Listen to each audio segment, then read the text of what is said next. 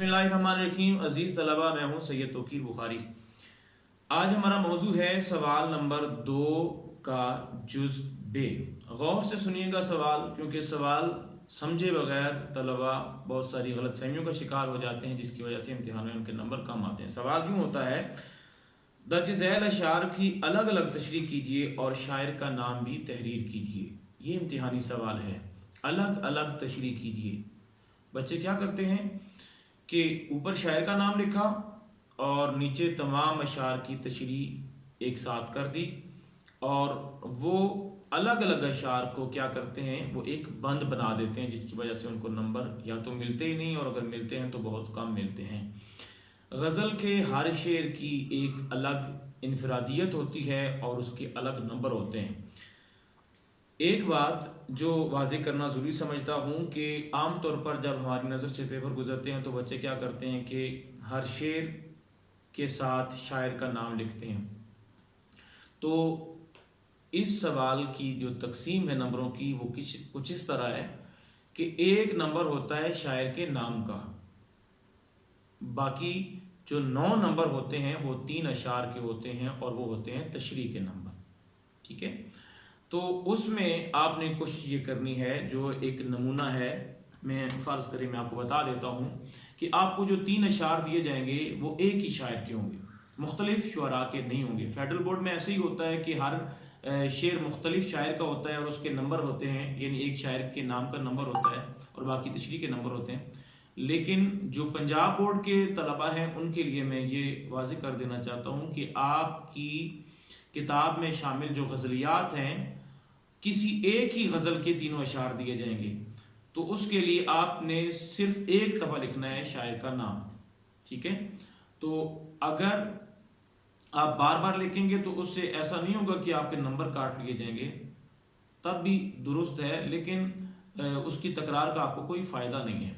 तो उसकी बेहतरीन सूरत ये होती है कि आप शेर लिखें और उसके साथ शायर का नाम लिखें, और उसके बाद मफ़हूम और तशरीह। अगर आप चाहें इस तरतीब को बदलना चाहें तो आप यूँ भी कर सकते हैं, सवाल नंबर 2 जुज़ बे, शायर का नाम, ऊपर शेर भी ना लिखें, शायर का नाम लिखें और एक दफ़ा शायर का नाम लिख देना काफ़ी है।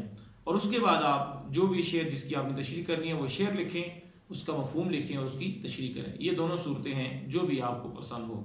अगर आप तीनों अशार के साथ शायर का नाम लिखेंगे तब भी इसमें कोई हरज नहीं है, लेकिन ये बात आपने जहन में बिठा लेनी है कि 3 दफ़ा शायर का नाम लिखने से आपको 3 नंबर नहीं मिलेंगे, बल्कि 1 नंबर मिलेगा। और 1 नंबर शायर का नाम जो आपने लिखना है वो वाज़ेह करके उसकी एक सुर्खी देकर आपने लिखना है, ताकि वो कीमती नंबर आपका ज़ाय ना हो।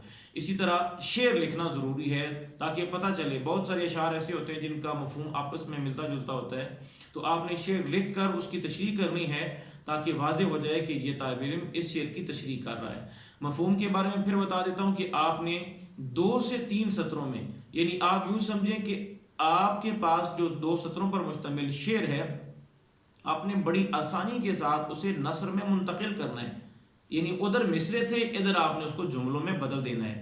यानी पढ़ने वाला सिर्फ ये जानना चाहता है कि इस शेर का आपको चंद लफ्ज़ों में या 2-3 जुमलों में मतलब मालूम भी है या कि नहीं। बाज़ औक़ात होता यह है कि बच्चों को मतलब पता नहीं होता और वो फजूल में बहस किए जा रहे होते हैं। उससे एक तो मुम्तहिन का वक्त ज़ाय होता है, जिस पर उससे गुस्सा भी आ सकता है, एक नफसियाती जंग होती है, आपने नंबर लेने हैं, उसने नंबर काटने हैं, तो इसी का नाम तो इम्तिहान है। तो आप जब मफ़हूम लिख देते हैं तो चीज़ें वाज़ेह हो जाती हैं, भाई मुझे पता है कि इसका मतलब क्या है। फिर आप जब उसे फैलाते हैं तो जो मुम्तहिन होता है उसकी हमदर्दियाँ आपके साथ होती हैं, तो मफ़हूम का ये फ़ायदा होता है। और असल चीज़ है तशरीह, उसे आपने फैला कर लिखना है।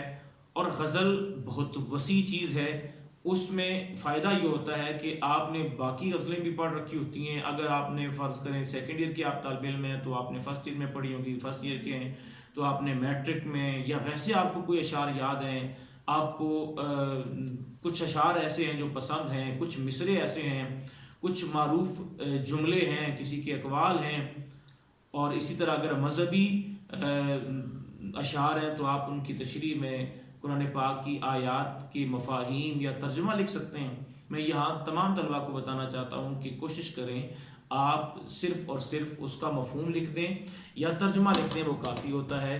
क्योंकि जब आप आयत लिखते हैं या हदीस लिखते हैं तो उससे नुकसान क्या होता है कि आपको जो उसके एराब हैं वो मालूम नहीं होते। ज़ेर की जगह आप ज़बर लगा देते हैं, ज़बर की जगह पेश लगा देते हैं, तो उससे इंसान गुनाहगार होता है। अगर आपने आयत लिखनी ही है, यानी आप समझते हैं कि आयत आपको सही याद है, तो उसकी बेहतरीन सूरत यह है कि आप लिखें लेकिन एराब के बग़ैर, ठीक है। या बेहतर सूरत यह है कि आप उसका तर्जुमा लिखें। तो इसी तरह अहदीस के हवाले से भी मैं आपको यही मशवरा देना चाहता हूँ। तो आपने तमाम अशार को अलग अलग एक हैसियत देकर लिखना है। दूसरा सवाल ये होता है तलबा के तशरीह कितनी करनी है। तो पिछली वीडियो में भी आपको मैंने बताया था कि तशरीह आपने करनी है नंबरों के हिसाब से। तो ये सवाल आपका 10 नंबरों पर मुश्तमिल है। एक शायर का नाम और 3 अशार के 3-3 नंबर हैं, और मैंने एक आसान सा आपको फार्मूला बता दिया था कि 3 नंबर हासिल करने के लिए आपने कम अज़ कम एक सफ़ा ज़रूर लिखना है। अगर आप एक सफ़े से कम लिखेंगे तो आपके नंबर भी कम आएंगे। कम अज़ कम आपने एक सफ़ा लिखना है और ज़्यादा से ज़्यादा आपने 1.5 सफ़ा लिखना है। अब आप इस पर हैरान होंगे कि ज़्यादा से ज़्यादा 1.5 क्यों, हमने 2 क्यों नहीं लिखने। उससे नुकसान ये होगा कि आपने 1.5 सफ़ा लिख कर वो जो नंबर मुकर्रर किए गए थे उस सवाल के या उस शेर के 3 नंबर सही लिखा है आपने, तो आपको नंबर मिल जाएंगे। लेकिन अगर आप 3 सफ़े भी लिख देंगे तो उससे फ़ायदा नहीं होगा, क्योंकि नंबर 3 ही होंगे। अगर आप 10 सफ़े भी लिख देंगे तो 3 से 4 नहीं होंगे। नुकसान ये होगा कि आपका वक्त ज़ाय होगा। तो ये छोटी छोटी चीज़ें होती हैं जो पेपर हल करने के हवाले से अहम होती हैं, लेकिन अक्सर तलबा नज़रअंदाज कर देते हैं।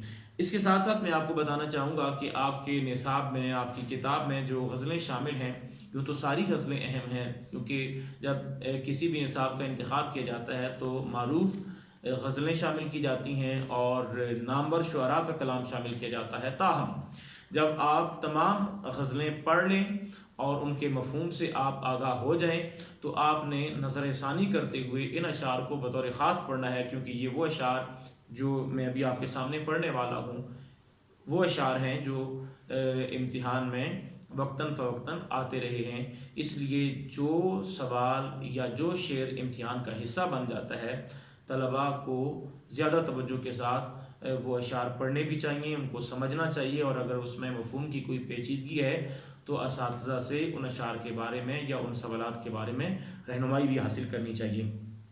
किताब का आगाज़ होता है हिस्सा गज़लियात मीर तकी मीर की गज़लों से। तो मीर तकी मीर की पहली गज़ल में जो अशार ज़्यादा अहम हैं वो पढ़ देता हूँ। एक एक मिसरा। पहला मिसरा, जिस सर को गुरूर आज है यहाँ ताजवरी का। इसी के साथ दूसरा शेर है, आफाक की मंजिल से गया कौन सलामत। तीसरा शेर है, हर ज़ख्म जिगर दावर महशर से हमारा। इसी तरह मीर की दूसरी गज़ल के जो अहम अशार हैं, किन ने अपनी मुसीबतें न गिनी। दूसरा शेर है, जान आखिर तो जाने वाली थी। तीसरा शेर है, इसमें राहे सुखन निकलती थी। मीर की दूसरी गज़ल के जो अशार हैं उनमें एक और शेर भी शामिल कर लें, ये जो 2 आंखें मुंद गईं मेरी। मीर की दोनों गज़लें अहम हैं, इसलिए आपने बतौर ख़ास ये गज़लें तैयार करनी, और इन गज़लों में जो अशार मैं पढ़ चुका हूँ वो आपने तैयार करने। उसके बाद हैदर अली आतिश। हैदर अली आतिश की पहली गज़ल में जो अशार अहम हैं उनके पहले मिसरे, हवाए दौरे मए खुशगवार राह में है। दूसरा शेर है, अदम के कूच की लाजिम है फ़िक्र हस्ती में, सफ़र है शर्त मुसाफिर नवाज बहुतेरे। ये 3 अशार बहुत अहम हैं। इसी तरह हैदर अली आतिश की दूसरी गज़ल के जो अहम अशार हैं, या आरज़ू थी तुझे गुल के रूबरू करते। दूसरा शेर है, पयाम्बर न मयस्सर हुआ तो खूब हुआ। तीसरा शेर, मेरी तरह महो मेहर भी हैं आवारा। मेरी तरह महो मेहर भी हैं आवारा।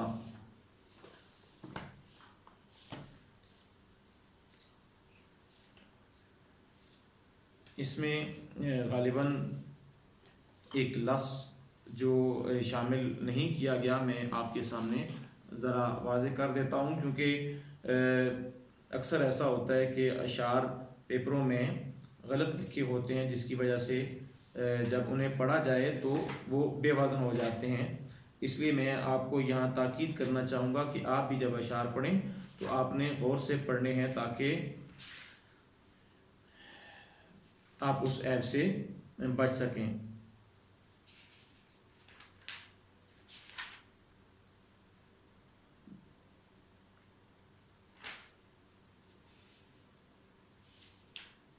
میری طرح سے مہو مہر بھی ہیں آوارہ. چونکہ شعر کے ساتھ ہمارا تعلق ہوتا ہے پیپر میں میری طرح مہو مہر، تو جب میں نے یہ شعر پڑھا تو مجھے محسوس ہوا کہ یہ شعر بے وزن ہے، اس لیے کتاب کے سے میں نے اس کا موازنہ کیا تو سے کا لفظ نہیں تھا. خیر یہ ضمن ایک بات آ گئی. حیدر علی آتش کی جو دوسری غزل ہے اس میں ایک اور شعر بھی شامل ہے، ہمیشہ میں نے گریباں کو چاک چاک کیا. اس کے بعد ہے مرزا خان داغ، استاد شاعر ہیں. ان کی پہلی غزل کے اہم اشعار، نہ جانا کہ دنیا سے جاتا ہے کوئی. دوسرا شعر، سنانے کے قابل جو تھی بات ان کو، غالباً یہ یوں ہے، سنانے کے قابل تھی جو بات ان کو. خیر یہ شعر اہم ہے. اسی طرح تیسرا، میرے آشیاں کے تو تھے 4 دن کے. اسی طرح داغ کی دوسری غزل کے جو اہم اشعار ہیں، خاطر سے یا لحاظ سے میں مان تو گیا.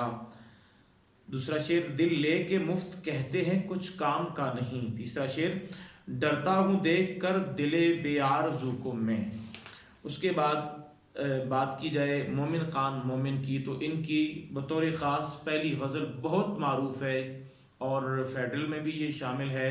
ویسے بھی مومن خان مومن کی جب شاعری کی بات ہوتی ہے تو یہ غزل بطور حوالہ لازمی طور پر پڑھی جاتی ہے اور اس کے اشعار بہت اہم ہوتے ہیں. خاص طور پر جو اشعار امتحانی نقطۂ نظر سے اہم ہیں وہ پڑھ دیتا ہوں. پہلا شعر تو بہت ہی زیادہ اہم ہے، تم میرے پاس ہوتے ہو گویا.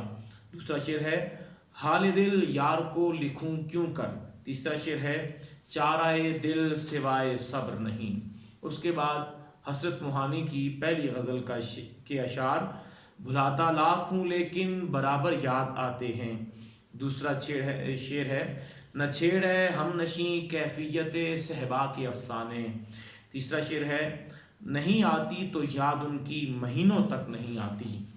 اسی طرح احمد ندیم قاسمی کی پہلی غزل کا یہ حصہ بہت اہم ہے، ایک نعمت بھی یہی ایک قیامت بھی یہی.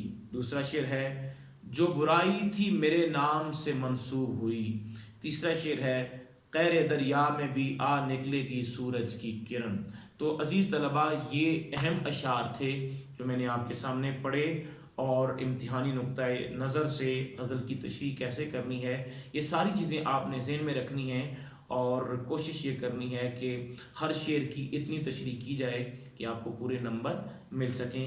اگلی ویڈیو میں ہم بات کریں گے تشریح کا تیسرا حصہ جسے کہتے ہیں اقتباس کی تشریح.